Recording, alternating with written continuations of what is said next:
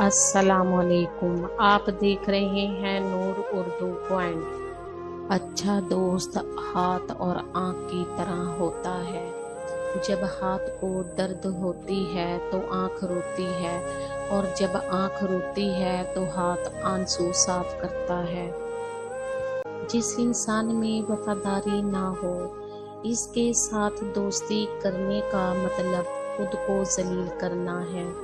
बादशाहों ने बादशाही छोड़कर दरवेशी तो कबूल की, लेकिन किसी दरवेश ने दरवेशी छोड़कर बादशाही नहीं कबूल की।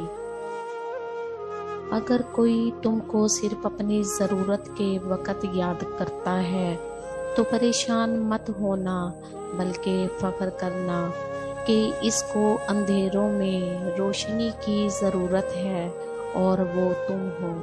जिंदगी का आगाज से पहले भी थी और अंजाम के बाद भी होगी।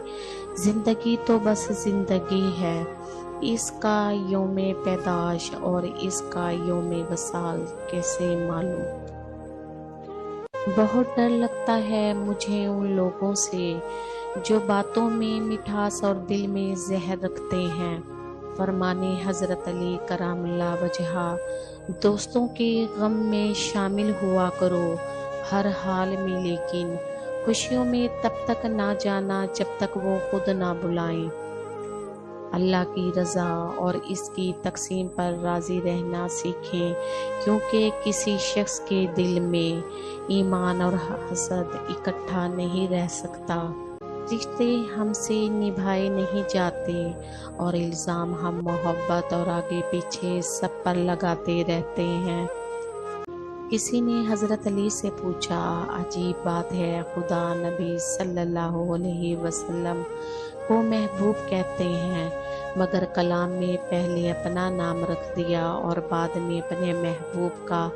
हज़रत अली ने फरमाया, अल्लाह फरमाता है, पहले मेरे नाम से नापाक ज़ुबान पाक हो जाए, फिर मेरे महबूब का नाम लिया जाए। सुबहान अल्लाह।